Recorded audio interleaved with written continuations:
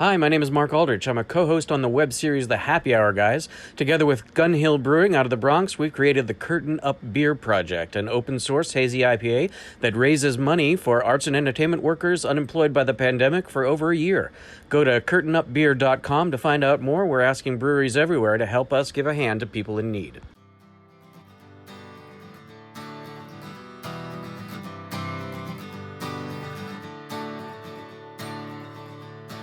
I'm John Hall. This is Drink Beer, Think Beer, the podcast that gets to the bottom of every pint. Sean Burke of ForeLand Beer in Oregon is my guest today, and we're going to talk about an underappreciated style, getting into nature, and the brewer's evolution. But first, a reminder to check out beeredge.com for articles for our merch shop, episodes of the Beer Edge podcast, and more. Plus, follow Beer Edge on social media at The Beer Edge, and catch up with all things smoked beer on the This Week in Rauk Beer page on Facebook and on Twitter and Instagram at TW Rauk Beer. And always defend Pilsner. And you can learn about advertising and supporting this work that we're doing by reaching out to Liz Melby on email. She's always available at liz@beeredge.com. Speaking of that, this episode is brought to you through support from NZ Hops. In a little country far down in the Pacific, you'll find a cooperative of master growers whose legend and cultivars have been crafted for over 150 years with creativity and passion to produce some of the world's finest hops. This is NZ Hops. The industry originated in 1843, not long after the early settlers arrived from England. Years of partnership with a dedicated hop breeding program and farming knowledge handed down through the generations sees the current-day master growers proudly providing 18 unique New Zealand hop varieties to the world. Visit nzhops.co.nz or find them on Instagram, Facebook, or LinkedIn at nzhopsltd. And while many beer clubs are great for gifting beer, the Rare Beer Club is especially suited for beer enthusiasts and brewers looking for access to rare and often exclusive craft beers. They've stood the test of time since 1994, in large part due to their commitment to quality. Once curated by the beer hunter himself, Michael Jackson, the club prides itself in living up to Michael's reputation. I can vouch for them here. I've sampled me some pretty cool stuff over the years, including an oak-aged saison from Jolly Pumpkin created exclusively for club members. Their personalized shipment program allows you to customize each shipment and skip beers you don't want to get. Get 50% off your first shipment when you sign up for an open-ended ongoing membership at beermonthclub.com and use promo code DRINKRAREBEER. There's a 2-shipment minimum. And we'll get into the show in just a minute, but on the line is Greg Taylor. He's the Director of Brewing Operations at Source Brewing in New Jersey, and he's joining me now to talk about the brewery's Diversity and Inclusion Scholarship. And Greg, I know you're looking to make a difference in the brewing industry, so tell us about this scholarship. At Source, we definitely believe that variety is the spice of life when it comes to, a lot of things related to the beer industry, different beer styles, the way that the evolution of brewing has spread across the continent through spreading ideas. I think it's something that you can't separate from any industry, and it's a healthy facet of all parts of life. And just listening to the past year, a lot of awareness has been brought to diversity and equal access for everyone. And we think that, craft beer industry can do a little bit better in that. And so we wanted to take initiative and take some action and helping to facilitate that. And we thought the best way would be to offer a diversity and inclusion scholarship for someone of a minority group that's underrepresented in craft brewing to get an education through the Siebel Institute of Technology, which is where I did my studies in the concise course in brewing technology. So this year we're going to be awarding that scholarship, and we'd really like to reach this audience. And for those of you out there who want to get into the brewing industry but might not know the best way to go about it, this scholarship could be for you. How can people apply for this?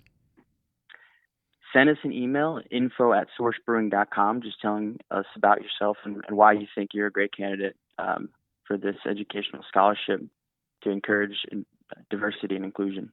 Awesome. Greg, you'll be back at the bottom of the show to tell us a little bit more about this, but for now, I'm going to invite everybody to check out sourcebrewing.com to learn more about the brewery and to follow at Source Brewing on social media to learn more about the scholarship. Sean Burke is my guest today, and I'm thrilled to be talking with him. I've known him as a brewer for years now, and even spent time with him in New Zealand at a festival a couple years ago.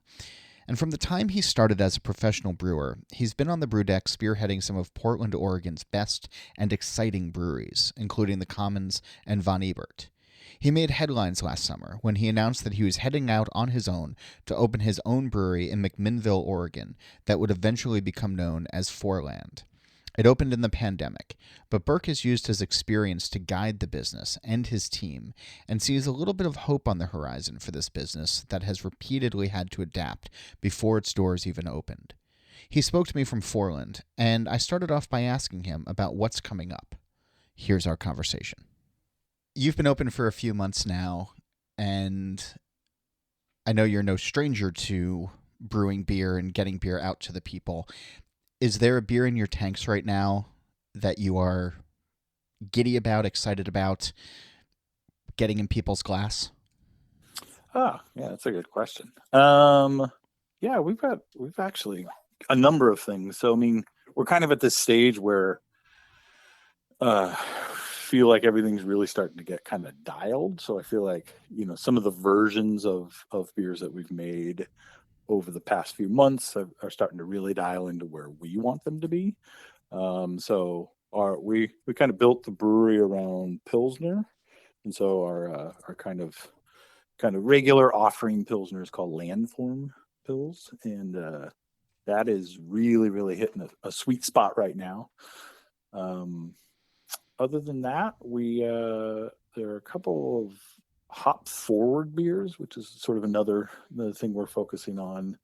And with that, it's not solely just IPA. So we actually have a really, really awesome pale ale in the tank called Upstream Mend, and that is kind of more the sort of modern American pale, where it's a little less trying to be exactly like Sierra Nevada, but which is a great, fantastic beer, but we want to put our own stamp on things too. So yeah, and that one's just using some newer hop varieties and kind of a little bit lighter grain bill, but that's tasting really, really nice. So that's currently what you're excited about. I'm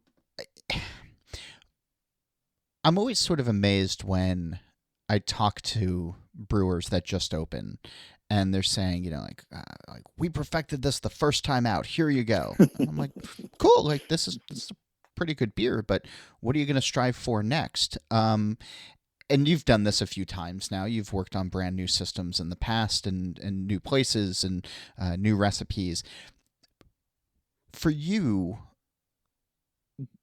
how many times into it do you feel like you really start hitting that sweet spot where it's finally starting to taste exactly the way that you want? Like, is it the first time out, or is that just if that happens, is that just dumb luck? I think it's a little bit of both. I mean, I think that, I don't know, it's just such an interesting beer climate right now where kind of the new is, the new beer is sort of what everyone's seeking. So, you're getting this kind of climate of this constant first batches of a lot of stuff, and so like the creative side of me is going, oh, that's great, because we get to just come up with all these new ideas, but the sort of process side of me is going, oh man, I wish next time if we ever brew that again, I would change this and this and this. But I also think that coming from, so I've had the extreme luxury of being able to design or be a part of designing two of the brew houses that I've worked on. Mm-hmm. And those I've found tend to create better first batches of things. So right out of the gates, really, because, you're sort of building it to suit. Whereas, my current situation, this was an existing brewery that I, purchased. It's the sort of inherited equipment syndrome where you really have to figure out the nuances of the system too. And so that's kind of what we're doing now. I mean, we've been making beer on it for a little bit, but each little thing, and when you don't know the day to day of a system, and you kind of first start to brew on it, you know, like any system, like anything, like, you get in somebody else's car, you got to figure out how to drive it, So, Yeah. same thing. So I feel like for us, it's like it definitely so like the landform pills that I was just talking about, I feel like that's taken multiple batches because each time we're tweaking some small thing, and rather than just kind of reinventing the whole entire beer. So by, just fine tuning it, I feel like sometimes you get it right, and sometimes you have to really sit there and fine tune beers, and sometimes you make something that is a total miss. It's still going to be a good beer, but it's not like what you're intending, right? And so, that's and that I think that happens to the best brewers, and what makes you a better brewer is figuring out how to get that into the glass of the public and have them be like, oh, this is a really good beer, and you secretly you're going, well, okay. But when yeah. I'm not saying it's like, it's all about subterfuge. It's really about like, perfecting your craft, and it's a process, and if something in the process doesn't go correct, which is often, then you need to know how to deal with that. So. When you're thinking about tweaks, or if something is a a rare miss, it's still good to drink, and you're still thinking about how you're going to do it better the next time.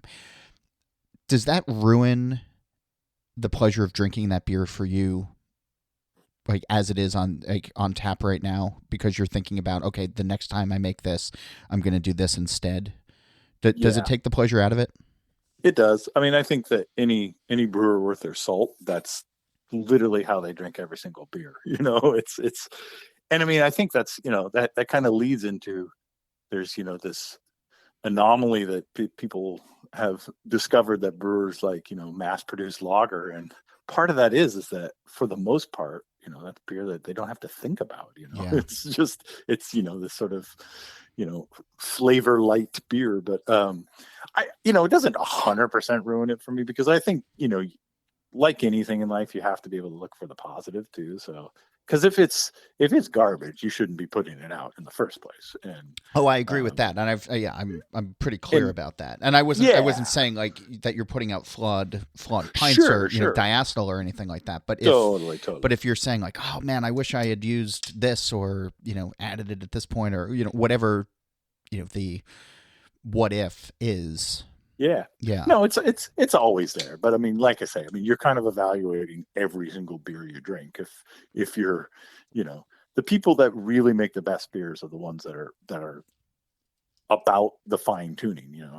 We have a tagline for us that's ever evolving, and that's, it kind of speaks to that, of like, you're just constant, because we're working with agricultural products, right? And we're a small brewery, so we don't have these locked in hop contracts of selected, beautiful blah blah blah hop. So I feel like you probably know some people in the hop industry that you could probably give a call to for.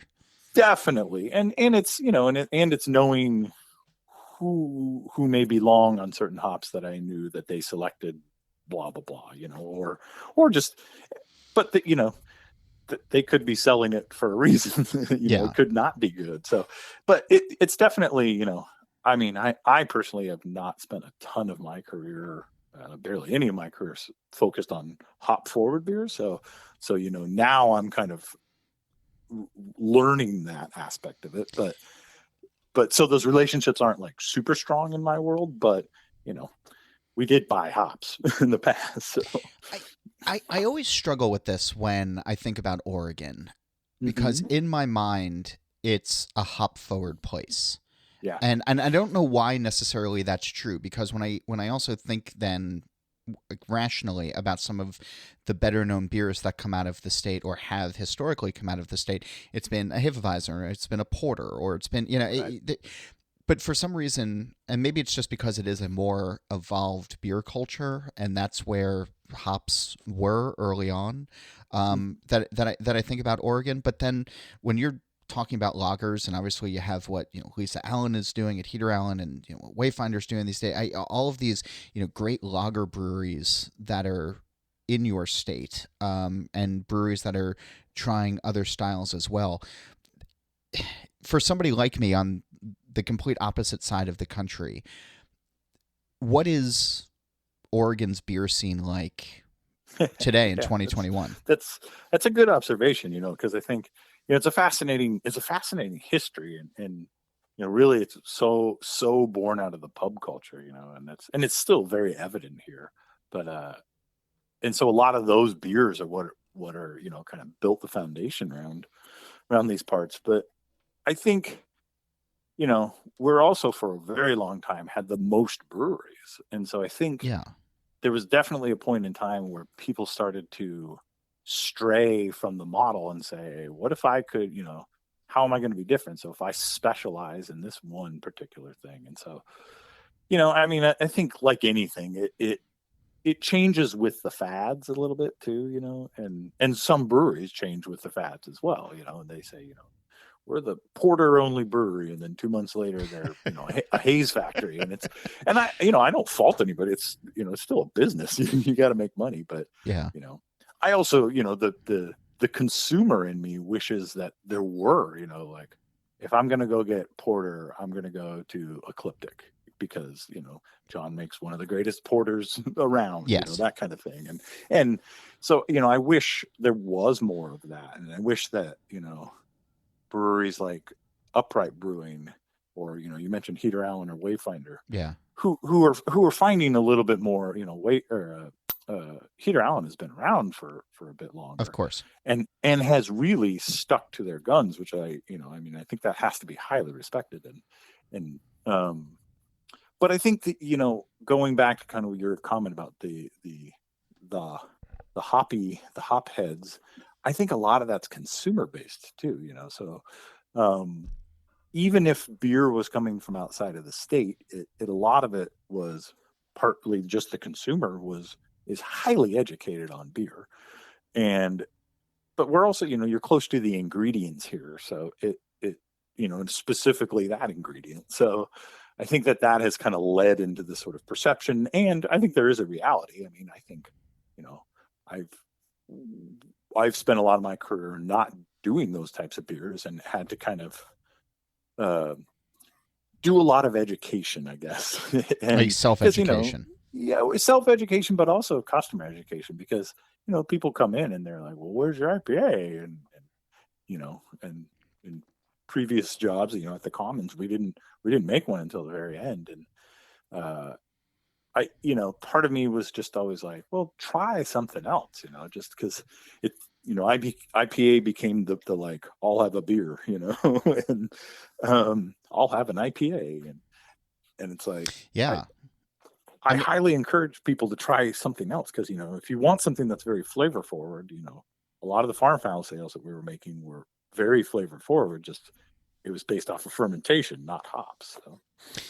But I remember visiting Portland at some point, maybe 10 years ago, and just being amazed that people were just walking in and just saying, I'll have an IPA, and not ordering a specific one, but just like ordering by style, which, outside of Pennsylvania, where you order a lager and you get a Yingling, like I'd never seen that before. And, so I guess that's sort of, why I was thinking you all are so evolved as beer drinkers.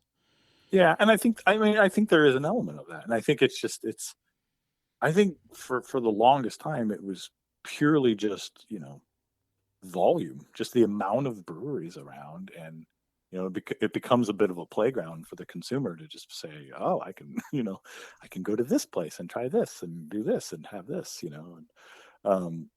and again, like I say, I think just proximity to the growing region for hops has sort of led that. But I also think, I think like anything, if there's a concentration of breweries that tends to draw in people, on the professional side. So I think that I've seen it where, the early days of my career were really about, people that were sort of from around here that had worked at maybe this place, or most of them came from working for the McMinnville or Yeah. and they were all kind of sort of the central thing. And then there was a shift where the scene in the industry became just really exploded, 2010, 2011 era. So you saw a lot of people moving across the country to be a part of it and be to want to be and I mean, you see that in Colorado, you Of see course. that in Nashville, all that.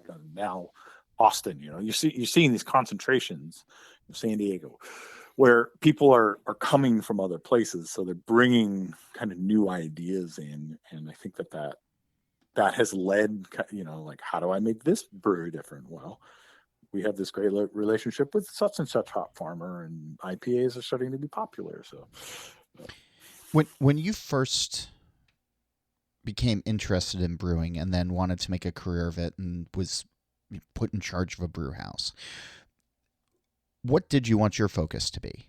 Did you have a singular or a 2 or 3 desired style approach?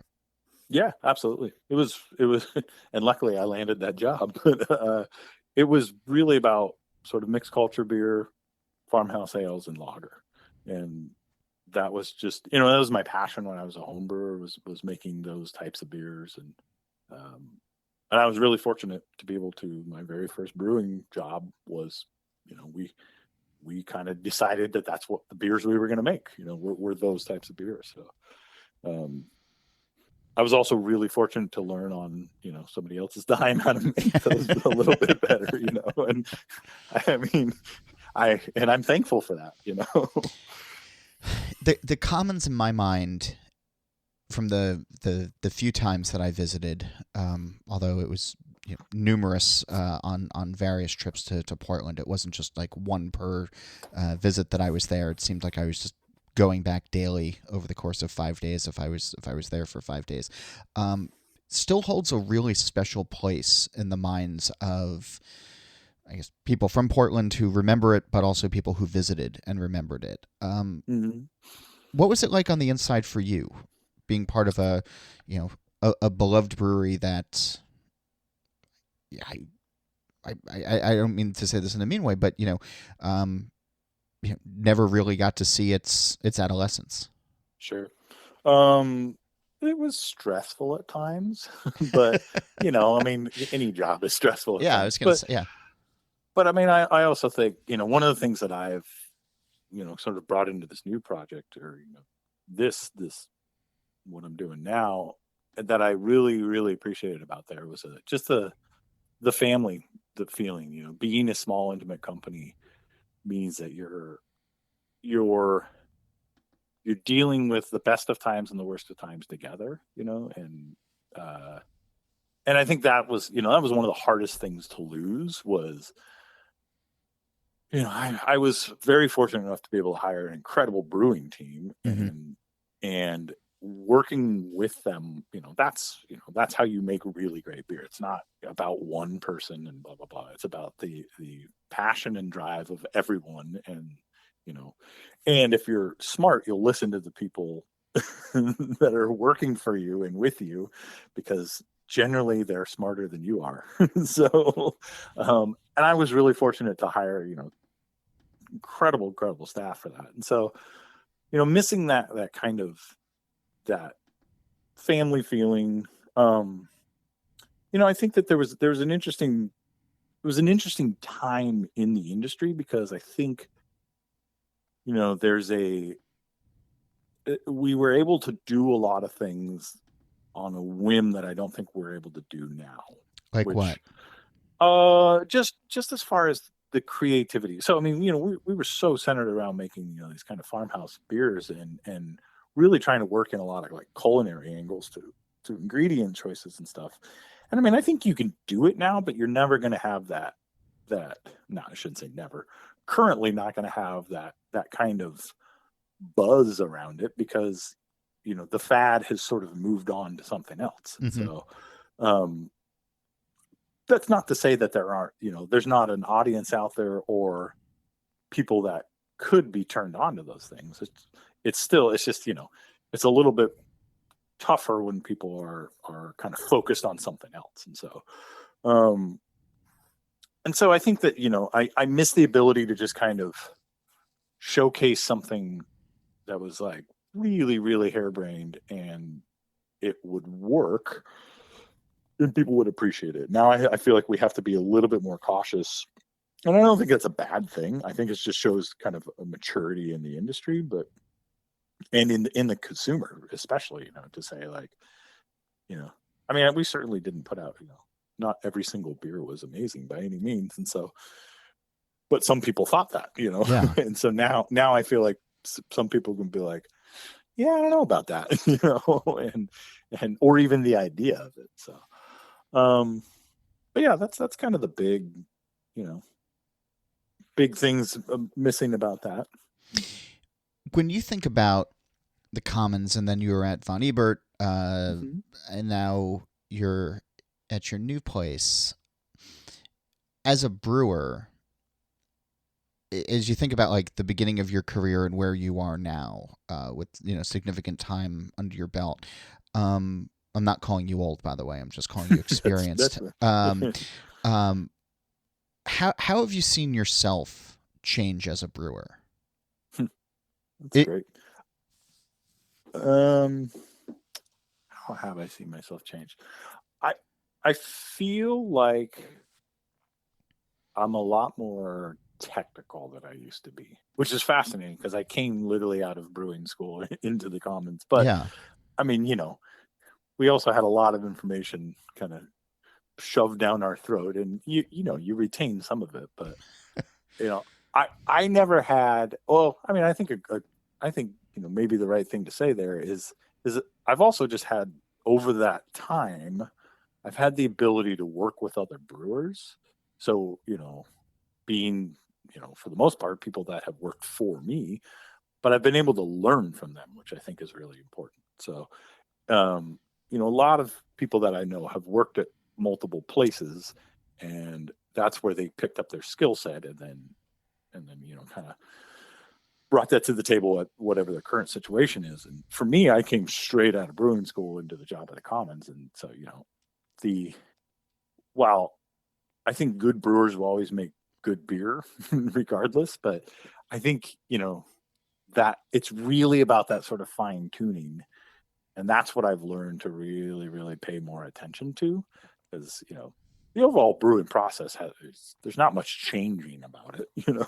It's still making sugar water, but it's, I really feel like it's been just sort of kind of, I don't know. I mean, truthfully, the biggest evolution right now is that I spend less time brewing and more time doing all the other ownership stuff. Yeah. So, well, the fun interviews. Yeah. Totally. The fun interviews. Right before this, I was taking photos for social media. I used to be a carpenter before this, so I was doing that a couple weeks ago for a tasting room, and it's that kind of thing that, and I mean, I think that's really the maturity for my career has been, sort of slowly, I guess, stepping out of the brew house. I mean, and it's not to say I don't brew anymore, just doing it less, and currently with ForeLand, really concentrating more on running and helping to run a business. More with Sean in a moment, but first, a word of thanks to this episode's sponsors, and I hope you'll give them a closer look. NZ Hops is a cooperative of master growers whose legend and cultivars have been crafted for over 150 years to produce some of the world's finest hops. NZ Hops are like no others, unique in their flavors and aromas. Visit nzhops.co.nz to explore more. The Rare Beer Club is especially suited for beer enthusiasts and brewers looking for access to rare and often exclusive craft beers. Get 50% off your first shipment when you sign up for an open-ended ongoing membership at beermonthclub.com and use promo code DRINKRAREBEER. And Source Brewing in New Jersey is looking to award a Diversity and Inclusion Scholarship to the Siebel Concise Course in Brewing Technology. And if you're close to the brewery, a paid internship. Send an email to info@sourcebrewing.com and tell them why you're interested in the scholarship, or to learn more. This is seriously a great offer and opportunity, and I hope that you'll apply. And now, back to the conversation with Sean Burke of ForeLand Beer in Oregon. So ForeLand, the description that I've seen online, you talk about finding beauty and drawing inspiration from the diverse natural world around us. Mm-hmm. And that sounds like a really wonderful thing that you might see crocheted on a needle point or something like that, hanging somewhere. But knowing you and knowing your beers, I'd love for you to sort of explain to everybody else. Yeah, absolutely. What that means. Yeah. So I spend a lot of time out in nature. It's kind of my soul medicine, I'm not religious, but I it's just, it's my way of pushing the reset button. And so really kind of conceptualizing this, we kind of wanted to talk through like where do we draw inspiration from, but there's also factoring in like a branding theme and all that kind of stuff. So we kind of looked around. We're in the beautiful Pacific Northwest, and we're located in McMinnville, which is the heart of the Willamette Valley, basically. So we're surrounded by the Coast Range. I can see from my office desk, and the Cascade Range is I can see when I drive home. And it's and we're in the heart of wine country as well. So the Oregon wine country, or one of the Oregon wine countries. So it's a great thing about this state as well. But so for me, it was about I've always kind of had an interest. It's in the natural world, and so I like to spend time rock hounding. I like to spend time fly fishing and or hiking, and I'm seeing geology, geography. I'm seeing the weather. I'm seeing all these things, and so I'm there's been, and there currently are, plenty of sort of lifestyle outdoor influences in beer, and we kind of said, well, what if we took it's really not about the destination, it's about the journey and what you see along the way. So really going, it's not doing carabiners for your tap handles. It's and there's nothing wrong with that. I'm not sure. I don't want to pick on anybody. But it's been done. Yeah, totally. It's been done. And so, and it's not to say what we're doing is like hugely original by any means. It's just what we're into. And so, and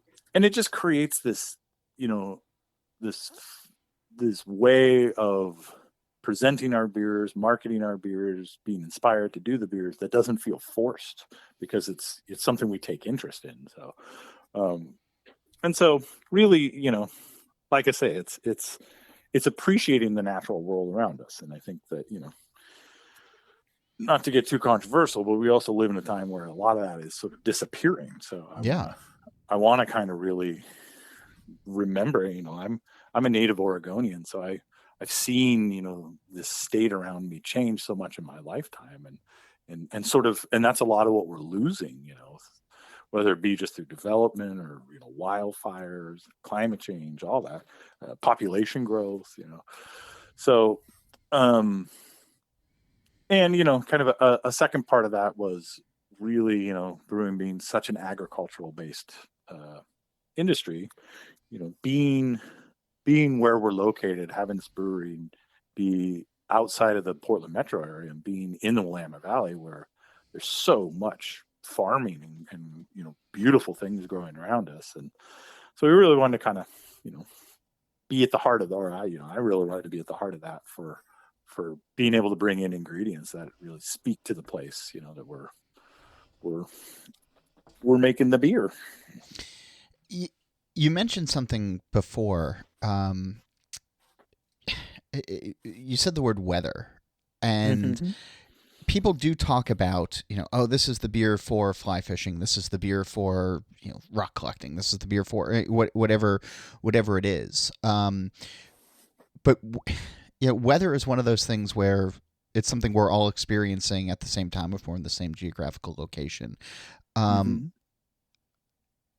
It's obviously something that's on your mind. And I don't even know the right way of asking this question, except for how does weather, in your mind, influence your beer making or your beer drinking?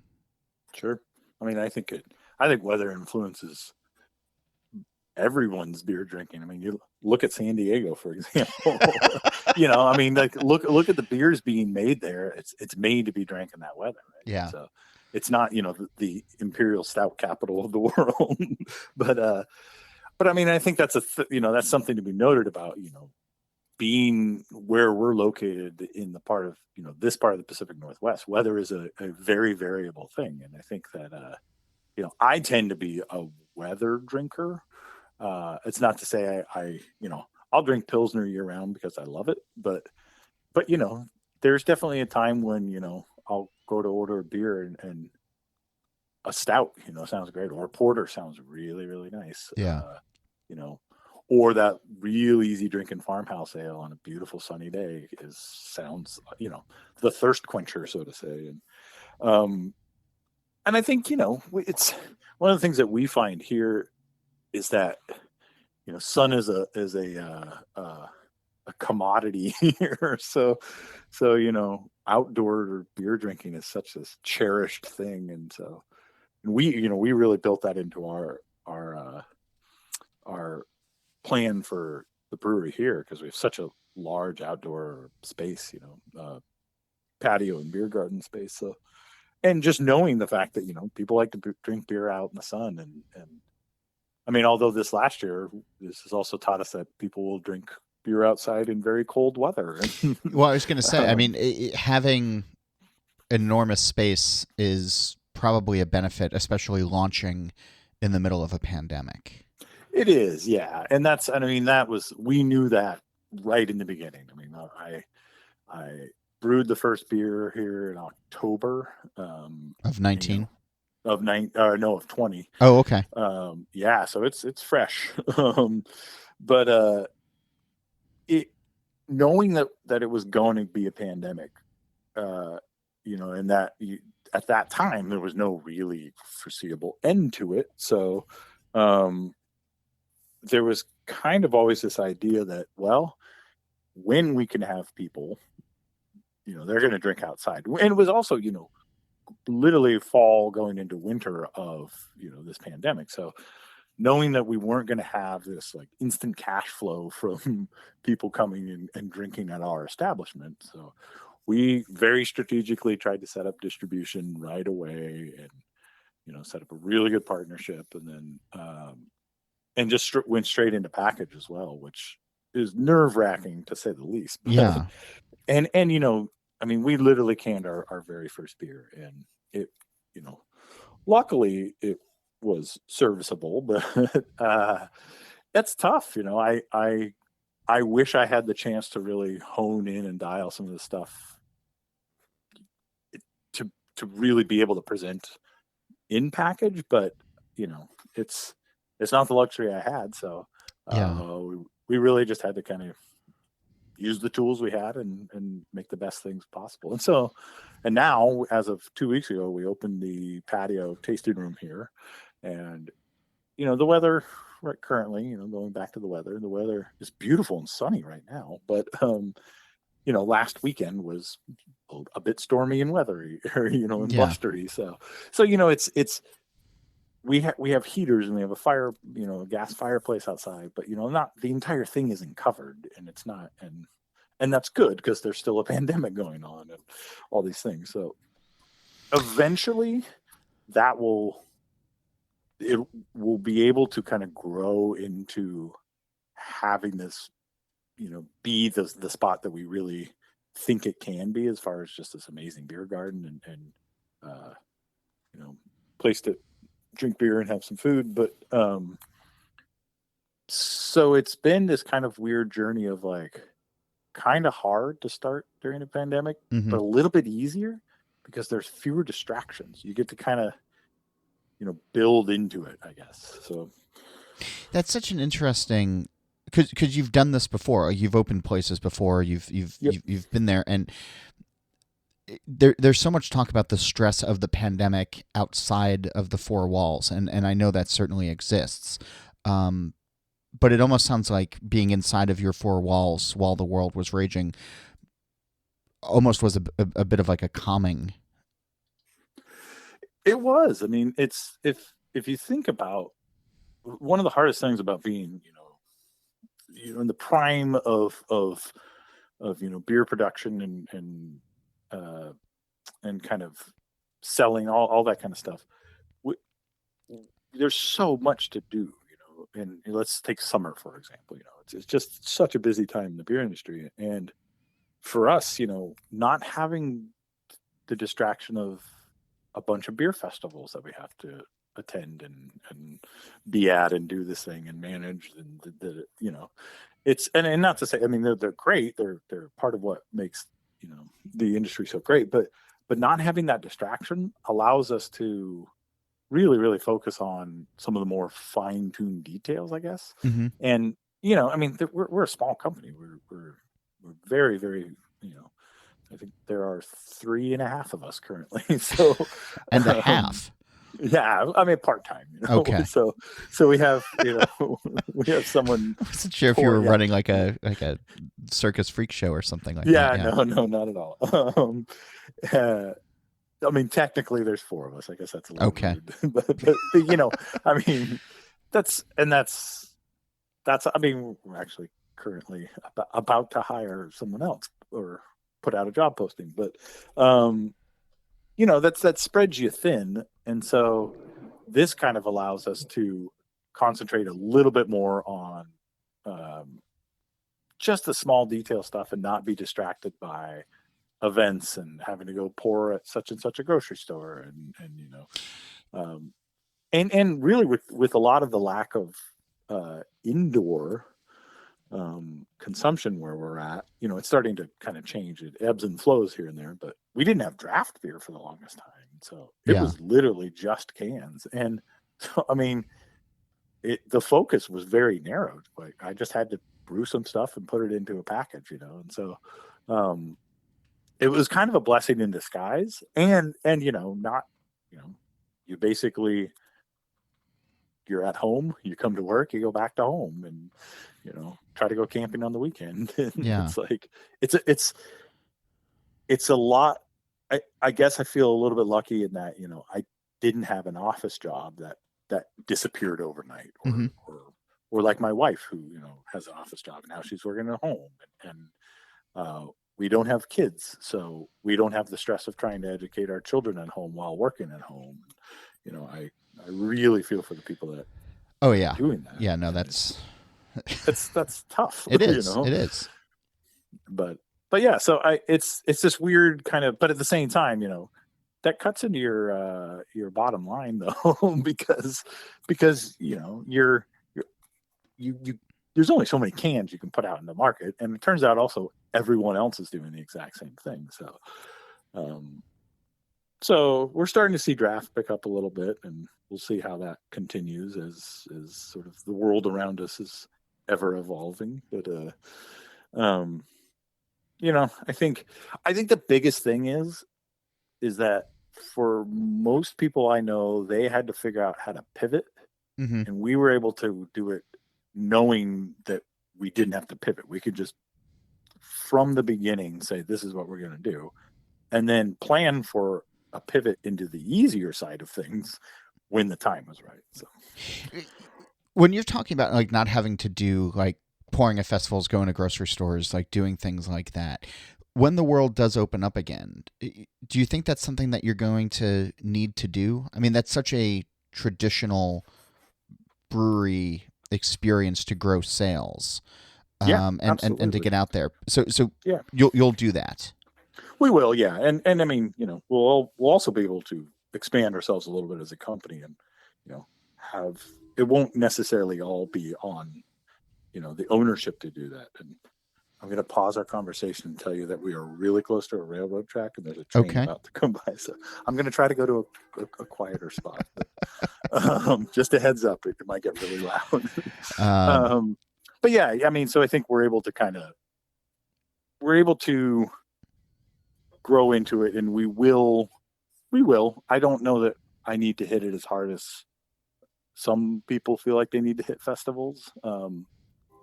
We don't have these giant plans of becoming this massive brewery, so Yeah. there's making more money, but I feel like there are ways to do it without having to grow and over leverage yourself too. So Yeah, and happiness is an important factor as well. well, and that's something we tried to build in from the beginning is work-life balance. So I see it too often in this industry. I think it's one of the stains of this industry is that, people literally will overwork themselves and they'll burn themselves out. Yeah. And that's not beneficial. I mean, we'd like to keep doing this for a while. So, Yeah. Maybe we take a little less money now, but it means that we can do it for longer. And, again, how are we going to get inspiration from the natural world if we can't go out in it, if we're just stuck at work all the time. So. You mentioned the tap room opened 2 weeks ago, and it's probably been good to have people coming in and getting the full on experience. I noticed on Facebook, and I think we started talking afterwards. You posted a screenshot of a form you were making or a sign that you were making that says, "We are a small local business. Please do not steal our glassware." Yeah.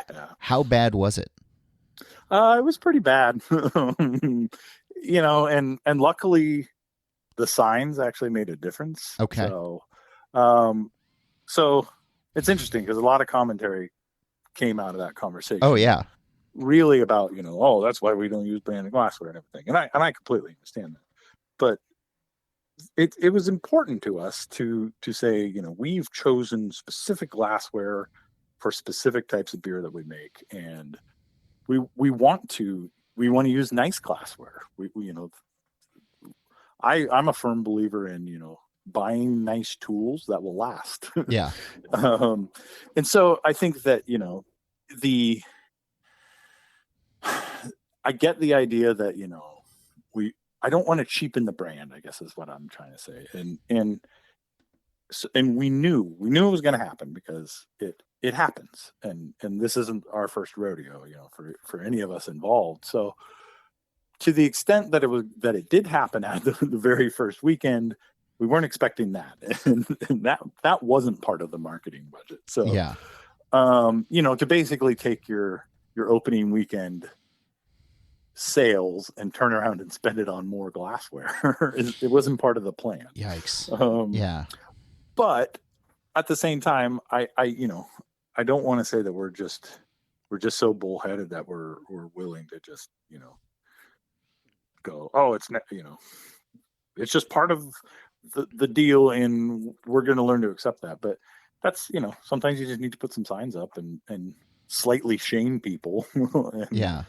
And sure enough, I mean, it worked. We also put some signs. I made some signs for the tables that said, our glassware is for sale, not for stealing, and it worked, and we sold some glassware. So,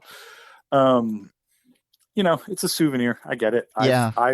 I've done it myself. I've walked away with some pint glasses in my earlier days and some other glassware as well. And exactly. And I feel bad about it now because it's stealing. And yes.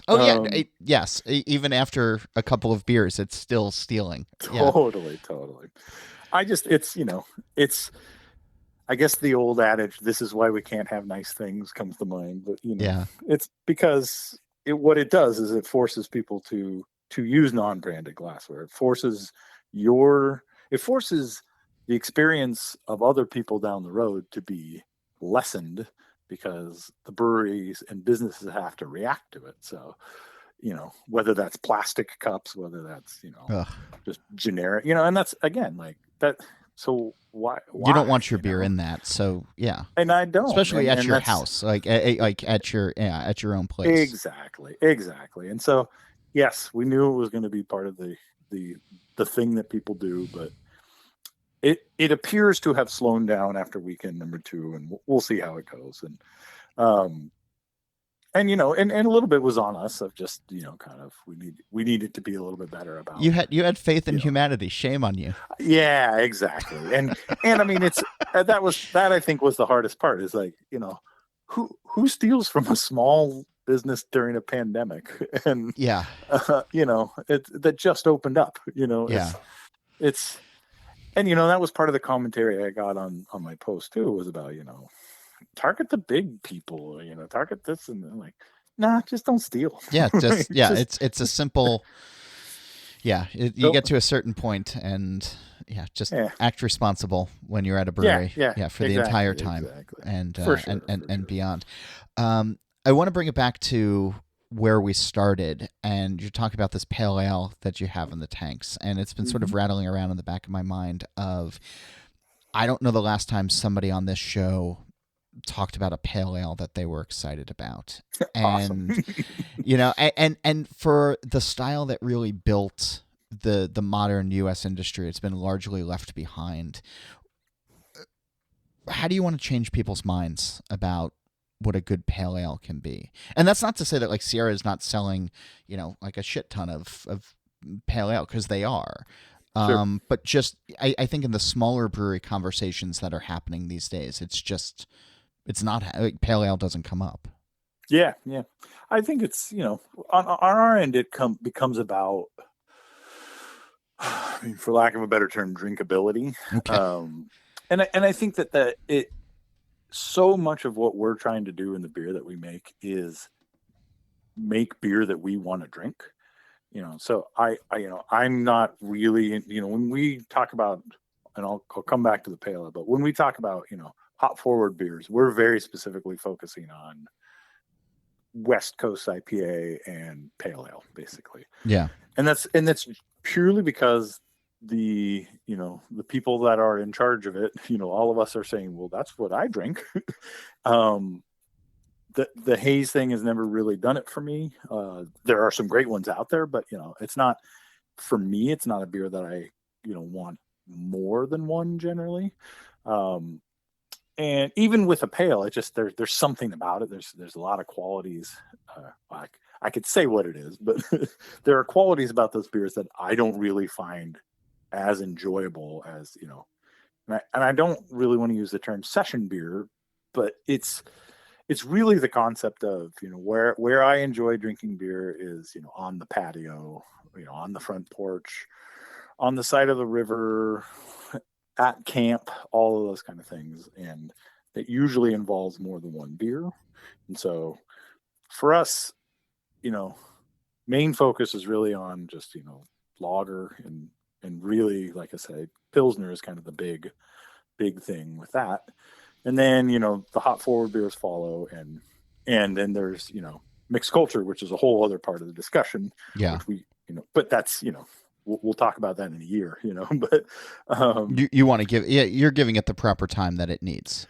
Absolutely. And I'm a big fan of that. And I mean, big part of that we're in wine country. And so big part of our focus with that is going to be really the use of wine grapes and, nice. And really kind of blurring some of those lines. So you need harvest to happen as well. Yeah, for sure. And we need to just be ready for it too. So, and a lot of that meant just making some of the beers, making some of the lager and pale ale first, while kind of slowly feeding the mixed culture side of things. But those will be, that's a whole other thing that and in a good way, I mean, it's such a nice thing to kind of go to stay in your wheelhouse with that. But going back to the pale ale, really what that comes down to is by using our skills to make really, really nice, highly drinkable hop forward beer, I think, pale ale is such a great platform for that. I mean, I remember the very first time having Sierra Nevada pale ale, and that's what hops were, that explained it to me because it's such a like beautiful mattress for that, and so, going and our goal is really to kind of not just do one type of pale ale either, and I think that really kind of paying kind of homage to Sierra Nevada, because I mean, most brewers that I know, that's in their fridge, and but then you talk to some consumers and they're like, oh, that's what my dad drinks, and I get it, like, so, but the thing is that I'm not targeting one demographic. So I'm saying, if Dad likes more of that, well, we have one of those, and if Skylar likes something else, then there's one over here, and so, and not to pick on Skylar. No, don't that's pick actually on a compliment because Skylar actually picked a really good beer. So. Okay.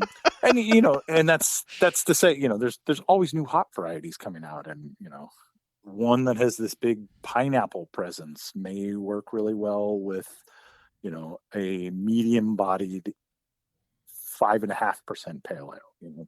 So I think I'm starting to see a little bit more of the rise of that type of beer. Okay. And it's ever so slight, and it of course it may just be that all my brewer friends are drinking it, yeah, and making it, but that's but brewers also eventually push the needle. I mean, that's exactly it. Yeah, I firmly believe that one of the reasons that craft lagers have risen is because of that, I mean, one, because I was writing articles and everybody else was writing articles that they were going to be the next big thing, Sure. and we just kept saying it until it actually happened, whether or not it was true.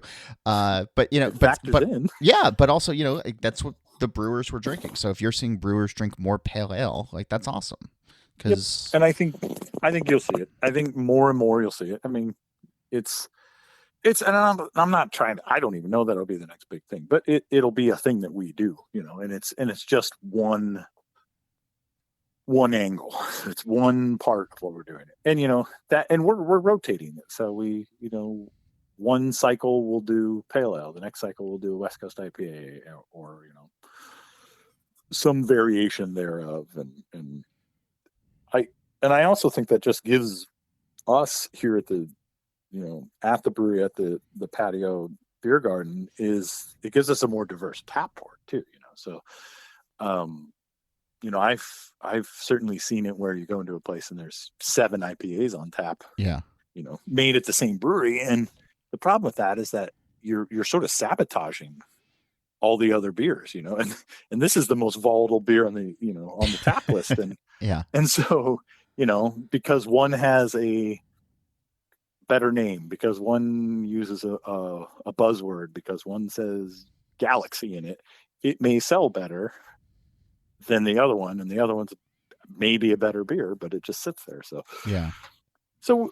trying to use those kind of experiences to kind of go, okay, well, if someone comes in and says, oh, I'm more in the mood for a pale ale, or I'm more in the mood for an IPA, they can kind of get that. You got them. Yeah. Or a farmhouse ale, which we seem to be selling a decent amount of, which is great. So nice. Yeah. Well, I'm glad you're opened. I'm looking forward to coming out and visiting your place soon, because I've enjoyed drinking your beers in the past, and I'm looking forward to doing it again in person in the future. And thanks for taking the time, and thanks for talking beer. Thanks for asking and showing interest. I appreciate it, John. Always. I would love to have you. Well, when the time is right. Yeah, when when this pandemic is finally over. I feel like on the show I've been cautiously optimistic for the last couple of weeks of like, it's going to be great, let's hit the road again. And then today I'm like, let's all just kind of hunker down a little bit more until this thing goes away. But hopefully we just hit a pothole and this is smooth sailing from here on out. Yeah. Well, when I do come, save some glassware for me. Can do. Thanks, pal. Awesome. Thanks, John. My thanks to Sean, and now all I want is a pale ale. What about you? Where have you seen a pale ale in the wild, and who's making the ones that you want to drink? Tell me about it. I'm on email. It's John Hall, JOHNHOLL @beeredge.com, or I'm on Twitter @John_Hall. And if you encounter smoked beers in the world, join the This Week in Rauch Beer conversation by getting into the group on Facebook or following TW Rauch Beer on Instagram and Facebook. And if you check out beeredge.com, you can see the official tasting glass of the group. Just look for our merch page. Beer Edge is on social media as well, @The Beer Edge, and we're online at beeredge.com. There you can find episodes of this show, the podcast hosted by Andy Crouch, articles to sign up for the newsletter, and more. And if you want to learn about advertising on this show, please reach out to Liz Melby at liz@beeredge.com, and she'll tell you about our wonderfully affordable rates. And speaking of advertising, I'm really grateful to our sponsors this week. Unlike any other beer club, the Rare Beer Club often works with breweries like the Lost Abbey, the Brewery, and American Solera to create craft beers made exclusively for members. They also bring in hard-to-find, exclusively imported selections, such as Fantome's Magic Ghost, West Vleven 12, and H.R. Fredrickson Vassal Brunch, an Amager McKellar collaboration, which is a 10.7% ABV Imperial Oatmeal Stout aged in bourbon whiskey barrels with Vietnamese coffee. Wow. Their personalized shipment program allows members to customize each shipment and skip beers that you don't want to get.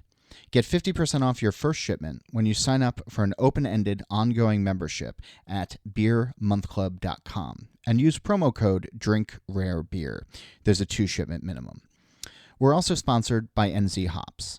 In a little country far down in the Pacific, you'll find a cooperative of master growers whose legend and cultivars have been crafted for over 150 years with creativity and passion to produce some of the world's finest hops.